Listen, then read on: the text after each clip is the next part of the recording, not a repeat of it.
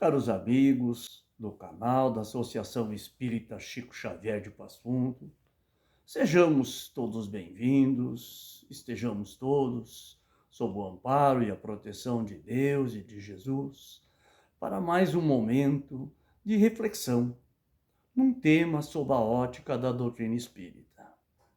Pedimos que os amigos espirituais mais elevados possam trazer para todos nós os bálsamos necessários para que consigamos ter as palavras adequadas e termos assim um bom entendimento deste momento que juntos iremos passar.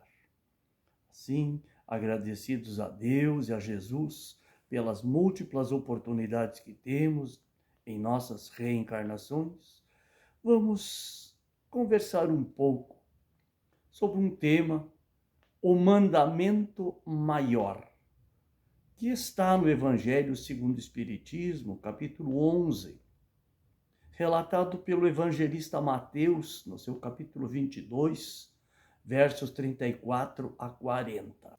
E o texto nos diz o seguinte: os fariseus, tendo sabido que ele calara a boca aos saduceus, reuniram-se, e um deles, que era doutor da lei, para o tentar, propôs-lhe esta questão: Mestre, qual o mandamento maior da lei?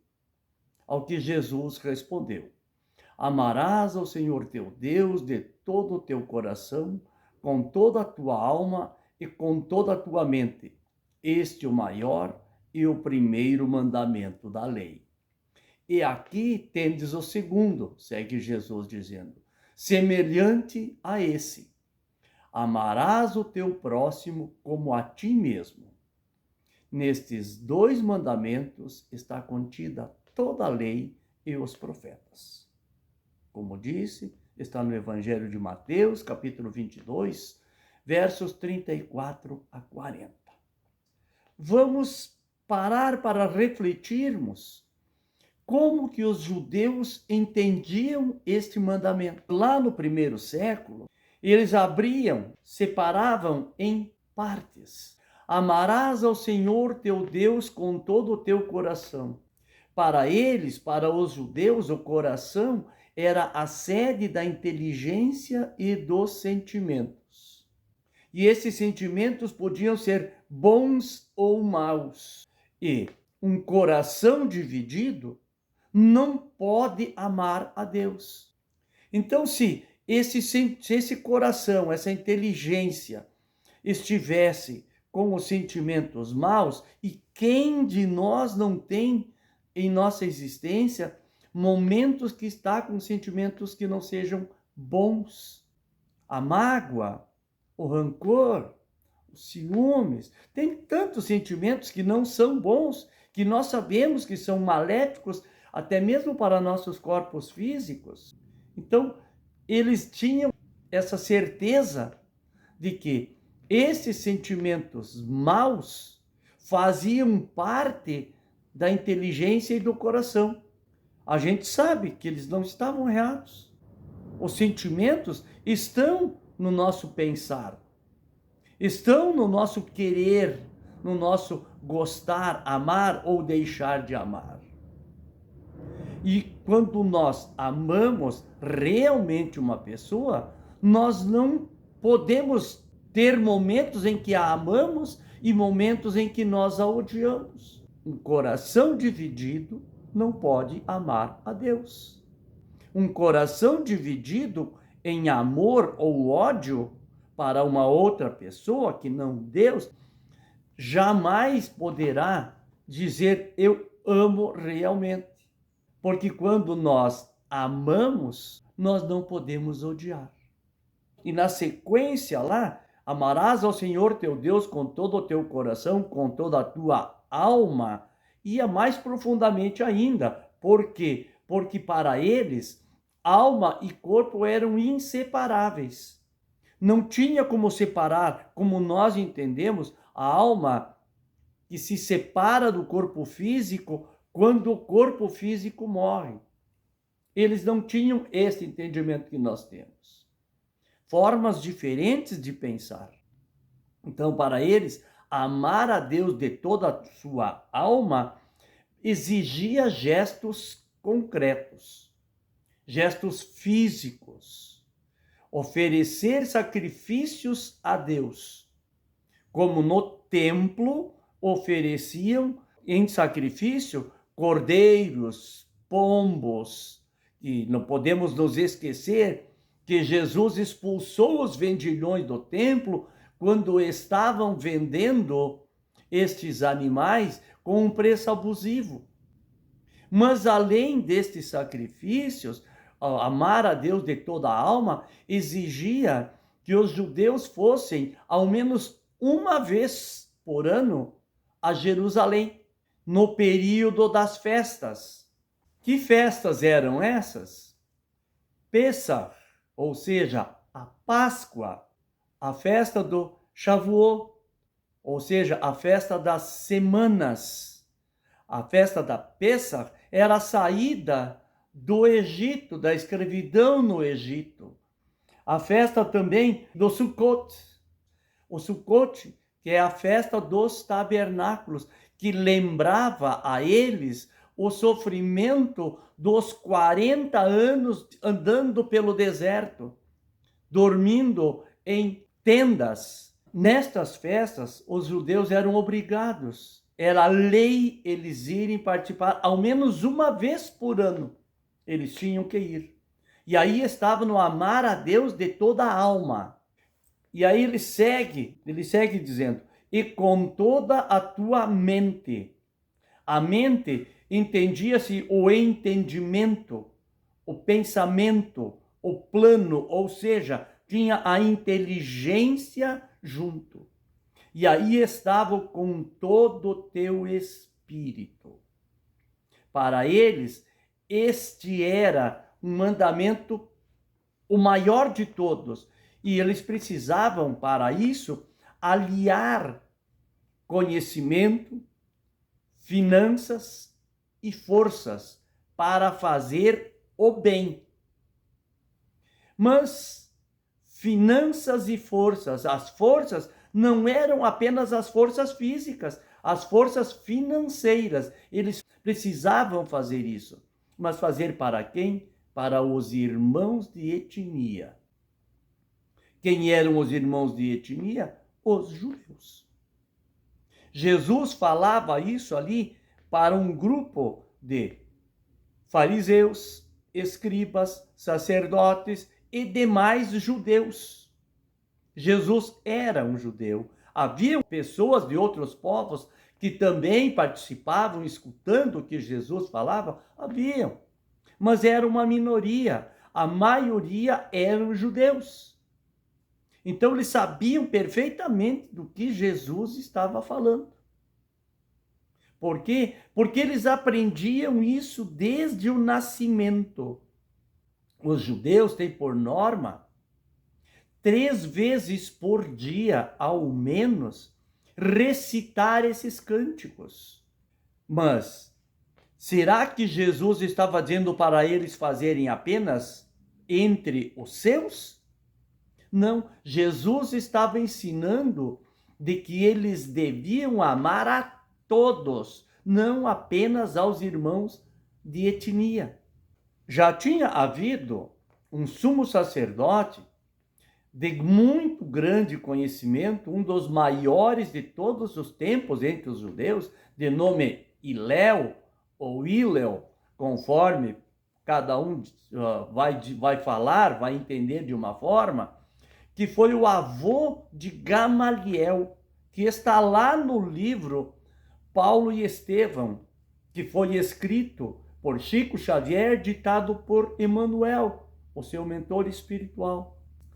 E Hilel e Gamaliel defendiam que todos os povos eram irmãos, mas eles eram uma minoria. A grande, a esmagadora maioria dos sacerdotes, dos fariseus, dos doutores da lei, tinham como irmãos apenas os de sua etnia. E Jesus ali estava dizendo que não, que eram todos. E aí Jesus vai complementar o seu ensinamento do dia com a parábola do devedor implacável.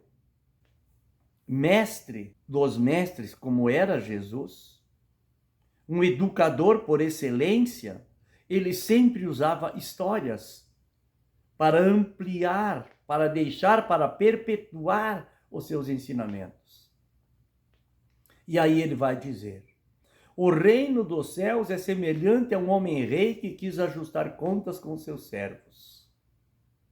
Ao começar a ajustar as contas, foi trazido a ele um devedor de 10.000 talentos. E nós já vamos ver a origem e o valor de um talento. Não tendo ele como pagar, com que pagar, o Senhor ordenou que fossem vendidos ele, a mulher, as crianças e tudo quanto tinha, para que fosse pago. Então, prosternando-se, o servo o reverenciava, dizendo: se longânime para comigo, e tudo te pagarei. O senhor daquele servo, compadecendo-se, liberou-o e perdoou-lhe a dívida. Saindo, porém, aquele servo, encontrou um de seus conservos, que lhe devia 100 denários, e agarrando-o, o estrangulava, dizendo: paga, se algo me deves. Denário, já iremos ver a origem e o valor também. Assim, prosternando-se, o seu conservo rogava-lhe: se longânime para comigo e te pagarei. Ele, porém, não queria, mas saiu e lançou na prisão até que pagasse o que estava devendo. Vendo, pois, os seus conservos o que acontecera, entristeceram-se e vieram relatar ao seu senhor tudo o que acontecera. Então, o seu senhor, convocando-o, lhe disse: servo mau, perdoei-te toda aquela dívida quando me rogaste. Não devias tu igualmente ter para com teu conservo a mesma misericórdia que tive de ti? E, irando-se, o seu senhor entregou-o aos carcereiros, até que pagasse tudo quanto estava devendo. Assim vos fará meu Pai que está nos céus, se não perdoardes de coração cada um de seu irmão. Está relatado pelo evangelista Mateus, no capítulo 18, versos 23 a 35. E aí nós vamos lembrar de outro ensinamento de Jesus. Reconcilia-te com teu adversário enquanto estás com ele a caminho, para que não te aconteça algo de pior. O que movia o primeiro servo, o devedor de 10.000 talentos? Será que era lealdade? Humildade? Não. A meu ver, Ciro, o que o movia era egoísmo, arrogância, maldade e principalmente encenação. Encenação diante do seu Senhor, pedindo, como se tivesse humildade: perdoa minha dívida, me dá um tempo ao menos para que eu possa pagar. Já diante do seu conservo, que ele devia infinitamente menos do que ele devia para o Senhor, ele usou de toda a sua prepotência, de toda a sua arrogância, de toda a sua maldade, fazendo-o ser preso. O rei foi justo com o primeiro servo quando perdoou a sua dívida? Façamos um exame de consciência. Quem era este rei? Quem era este servo? Será que, se nós devêssemos um valor tão elevado, a gente não gostaria de ter ao menos um decréscimo dessa dívida? E quando o rei, o senhor, irou-se e mandou prender até que pagasse toda a sua dívida, preso, teria ele como pagar a dívida?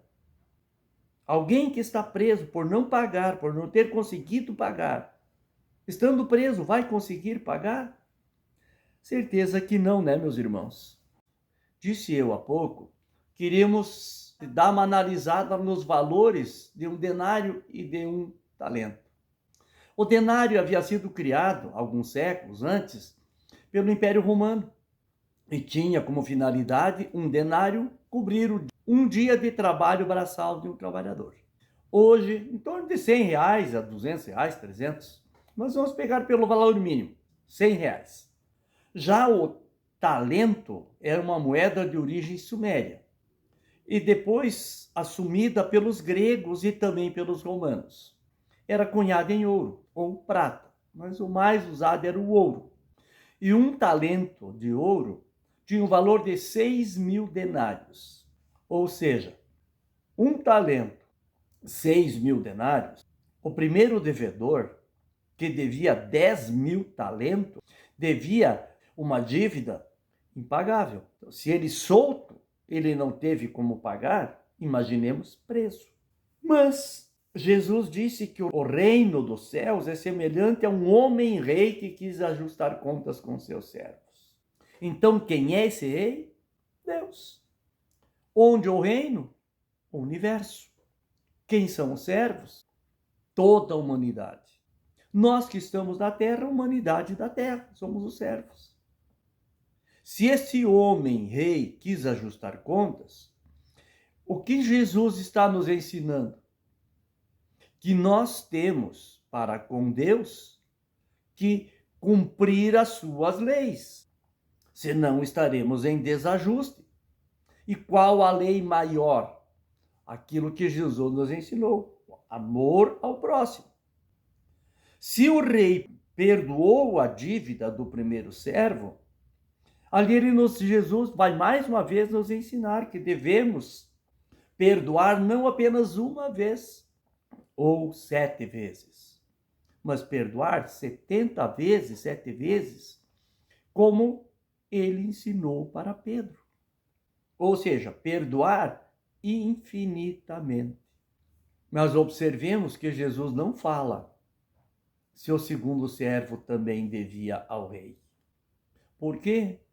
Porque não era necessário. Ele queria nos ensinar que nós devemos, como ele disse antes, perdoarmos aos nossos irmãos de caminhada. Perdoarmos de coração, como Jesus nos disse ali.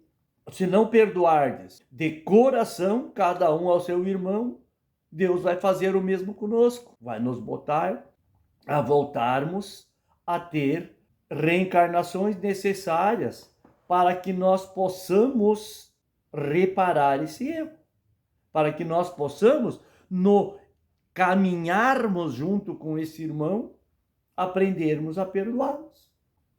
Jesus nos indica, então, que o amor de Deus por nós é infinito e que ele não quer o nosso sofrimento. Jesus quer, Deus, não Jesus, Jesus também, mas Deus acima de tudo, quer a nossa evolução. Deus nos ama mesmo sabendo de todas as nossas imperfeições. Nos ama por quê? Porque ele sabe que com o nosso passo lento, mas nós vamos evoluindo. E que um dia iremos aprender a amar como Jesus nos ama. Apesar de todos os nossos defeitos, das nossas imperfeições, ele nos ama. Deus, que é superior a Jesus, nos ama mais ainda. Então, Deus nos dá as oportunidades de reencarnações. Por quê? Porque ele quer a nossa evolução. Deus não quer que nós soframos indeterminadamente. Por isso, das múltiplas oportunidades de reencarnações. Mas voltando aos servos, como será a nossa dívida espiritual? Será que a nossa dívida espiritual é de 100 denários? Ou de 10.000 talentos? Isso é uma coisa que somente nós mesmos podemos responder. E não precisamos responder para os outros, precisamos responder para nós mesmos. Fazermos a nossa autoanálise, sem nos julgarmos super-heróis, sem nos julgarmos vítimas, e fazermos a nossa análise. Como está a minha dívida para com a lei divina? Estou conseguindo saldar? Ou estão criando mais débitos? Será que estou debitando nas minhas dívidas ou estou creditando na minha melhoria, na minha evolução? E nós podemos criticar o devedor implacável? Ou será que nós agimos igual a ele? Será que nós conseguimos perdoar a todos aqueles que nos ofendem, magoam, prejudicam, caluniam, perseguem? Será que é fácil perdoar? Vou dizer eu, Ciro, não acho nada fácil perdoar. Porque perdoar, a gente não precisa perdoar alguém que nos ama, alguém que nós amamos. Para perdoar é para aquela pessoa que insistentemente fica ali nos cutucando, buscando nos levar ao desespero muitas vezes. E nós, ao invés de buscarmos perdoar, alimentamos o sentimento errado. O sentimento da mágoa, o sentimento do ódio, o sentimento do rancor. Mas será que nós vamos aprender a perdoar? Vamos, precisamos aprender. Precisamos aprender a perdoar realmente, perdoar de coração, como Jesus nos disse. Porque uma coisa é perdoarmos da boca para fora. Eu perdoo. Ah, bom, perdoei. Mas não quero ver nunca mais na minha frente. Isso não é perdoar, meus irmãos. Mas, quando nós oramos o Pai Nosso, perdoa as nossas ofensas, assim como perdoamos a quem nos... E aí? Será que nós podemos fazer o Pai Nosso, orar o Pai Nosso, se nós não perdoamos? Ou será que nós somos hipócritas? Perdoa assim como eu perdoo, eu sabendo que eu não perdoo. E na questão do não perdoarmos, nós temos que nos lembrar que nós temos duas formas de nos algemar aos demais irmãos de caminhada. Uma delas é com dor. Sim, com dor. Quando nós nos algemamos pela falta do perdão. Quando alguém nos ferra, dá aquele beliscão mais dolorido, e a gente fica profundamente magoado. A gente acorda de manhã pensando. Lembra mais desta pessoa do que das pessoas que amamos. Estamos no banho, estamos nos alimentando, estamos trabalhando, estamos, seja lá, fazendo o que for. Quem mais está na nossa mente é essa pessoa. Vamos dormir, essa pessoa está ali junto no nosso pensamento. Sonhamos ou temos pesadelos com essa pessoa. Isso não é uma algema? É. É boa? Não é. É uma algema que nos traz dificuldades até mesmo de saúde. Porque vai atrapalhar na função renal, na função hepática, em tudo. Agora, podemos nos algemar com muito prazer, pelo amor. Quando até muitas vezes sofremos de saudades de pessoas que amamos. Mas é aquela dorzinha gostosa. Porque a gente sabe que mais dia, menos dia, iremos encontrar com essa pessoa. Iremos dirimir esse sentimento que nos judiava. Iremos nos abraçar, iremos conviver, e a saudade se vai. Mas, quando é o oposto, não tem o que fazer. Além do que, tudo aquilo que nós jogamos para o universo, ele nos devolve.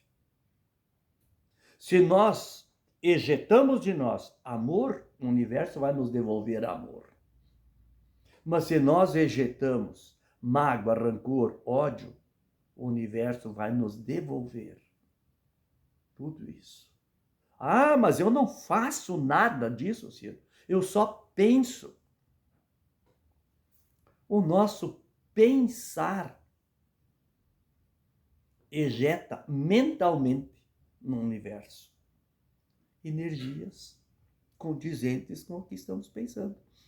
Então, se nós pensamos em mágoa, rancor, ódio, o universo vai nos devolver o mesmo. Mas nós conseguimos amar assim profundamente alguém que nos magoou, que nos melindrou, que nos ofendeu, que pisou em nós? Podemos assim profundamente e momentaneamente, de um momento para o outro, aprender a amar? Não. É humanamente impossível. Mas o que a gente precisa fazer? Ir amainando esse sentimento. Ir buscando minar esse sentimento ruim em nós. Ir diminuindo, diminuindo, diminuindo, diminuindo. Até que chegue um momento em que esta pessoa será neutra para nós. Não nos fará nem bem nem mal. E a partir dali, é muito mais fácil aprendermos a ver qualidades nesta pessoa. Para isso, nós precisamos domar em nós aquele homem primitivo. E homem que me refiro é ser humano, não o ser masculino. Aquele ser humano primitivo, em que tudo era levado na ponta da faca, na ponta da lança, do revólver, na ponta da espada. Esse é o homem que nós precisamos domar em nós, este ser humano. Por quê? Porque se assim não o for, não iremos evoluir nunca. E quem se ama, como a gente muitas vezes pensa, não, eu odeio porque eu me amo. Não. Quem se ama quer evoluir. E um espírito evoluído não se magoa. Um exemplo prático, Jesus. Do alto do madeiro infamante, perdoando, pedindo a Deus por aqueles que o estavam maltratando. Ah, Ciro, mas a distância de nós para Jesus é a mesma que de nós para os animais inferiores. É. Jesus começou como nós, lá no reino mineral. E hoje é um Cristo. Já há bilhões de anos é um Cristo. E todos nós iremos chegar lá. Mas precisamos caminhar para isso.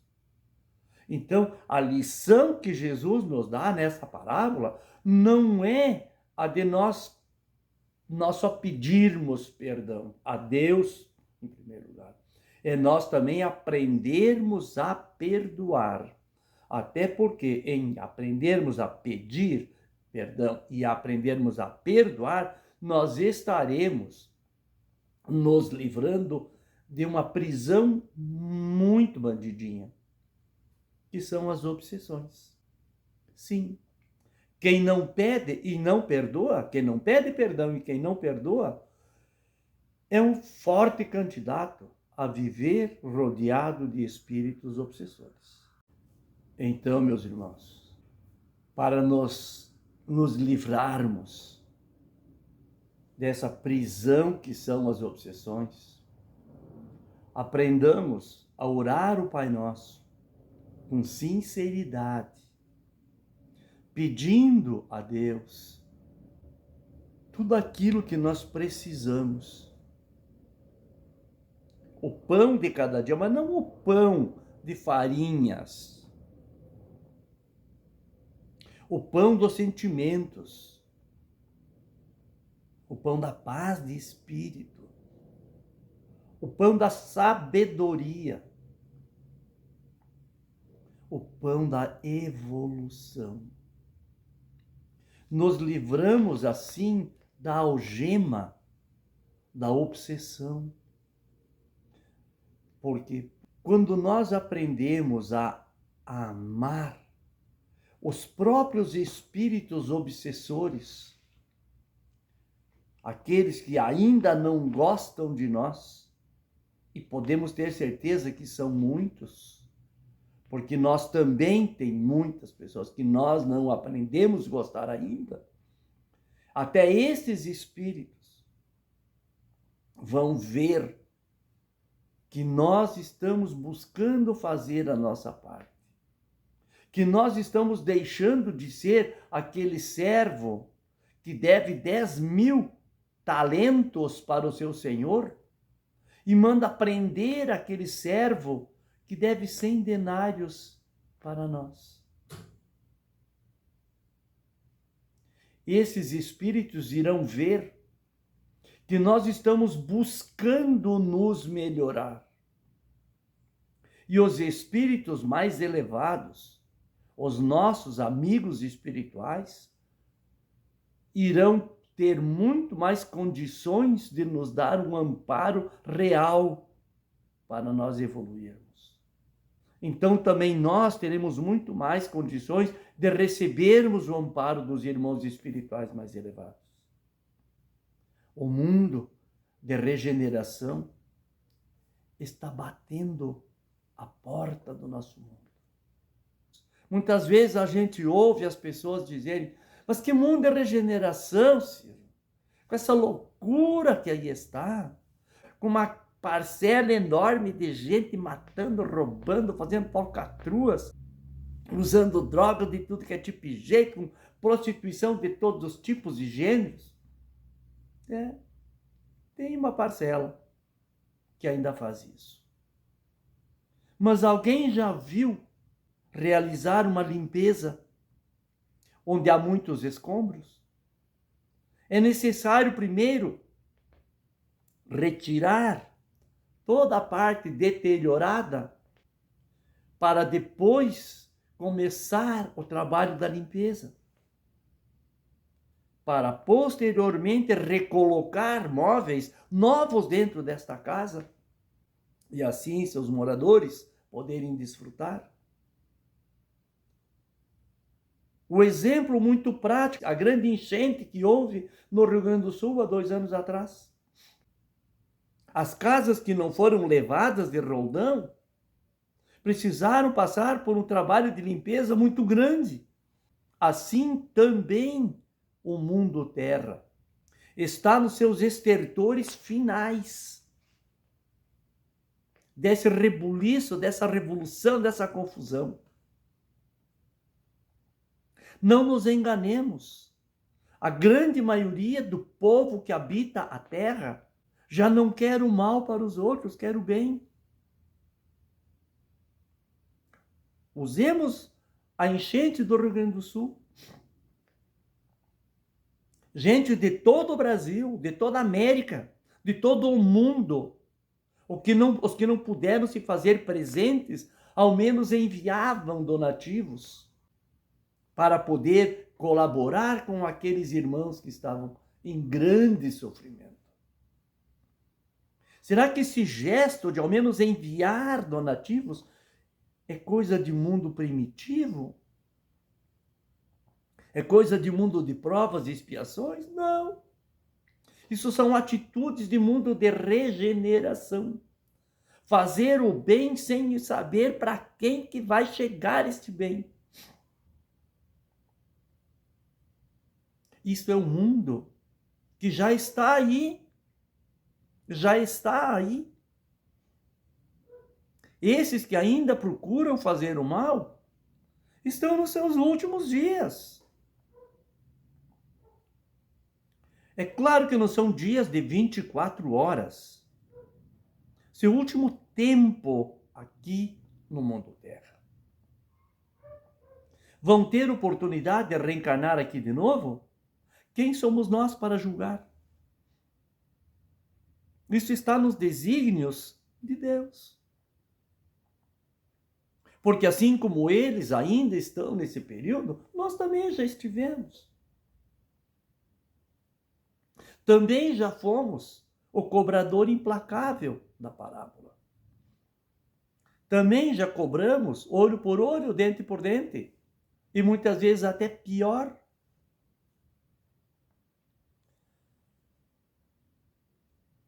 O mundo de regeneração está em cada um de nós. Basta nós fazermos a nossa parte.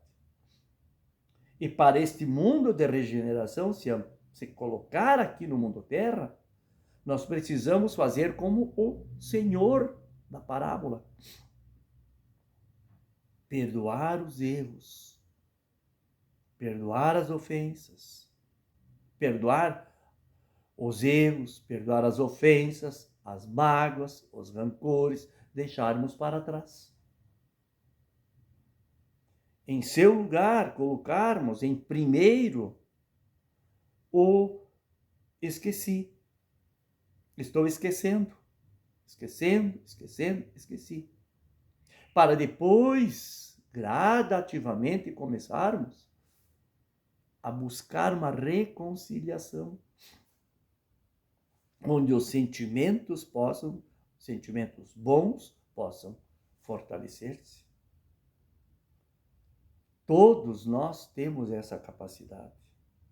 E para nós irmos para o nosso encerramento, vamos nos lembrar de Divaldo Pereira Franco, há tão pouco tempo desencarnado, que passou 25 anos com um obsessor grudado, incomodando. Até que um belo dia o obsessor disse o que para ele? Eu vi finalmente que você está aprendendo a amar. Doravante, de obsessor, eu vou buscar a ser um colaborador para contigo. Será que nós não temos ninguém assim que nós precisamos perdoar? Que precise nos perdoar? Ainda com Chico Xavier, para nós encerrarmos. Eu sou um fã incondicional dessa fala de Chico Xavier. Sempre que posso a uso. E hoje, mais do que nunca, esta fala cabe com perfeição. Por quê? Porque todos nós temos um começo, temos uma caminhada muito longa como cobrador implacável. Mas que cabe a cada um de nós pensarmos. Eu aprendi a orar o Pai Nosso? Ou eu ainda preciso aprender? Eu, Ciro, ainda preciso aprender. Mas busco insistentemente aprender. Chico nos deixou esta pérola. Embora ninguém possa voltar atrás e fazer um novo começo, qualquer um pode começar agora e fazer um novo final. Que possamos todos nós fazermos a cada dia um novo final para nós. Um final com muito mais paz, com muito mais serenidade, com muito mais felicidade. Assim, convido os irmãos a nos colocarmos no momento de prece para fazermos o encerramento do nosso encontro, entre aspas, desse nosso diálogo, monólogo, que vamos pedir então a Deus, a Jesus, que consigamos encontrar sempre em nós as energias necessárias, que sabemos que do grande Pai vem para todos nós, energias essas que nos capacitam a fazermos a grande reforma que todos nós precisamos dar continuidade nas nossas existências. Agradecemos a Deus, a Jesus, aos espíritos benévolos que nos deram a sustentabilidade, nos deram o amparo e que sempre estão junto conosco pelos momentos em que aqui estivemos. Até uma próxima oportunidade. Fiquem todos em paz. Que assim seja.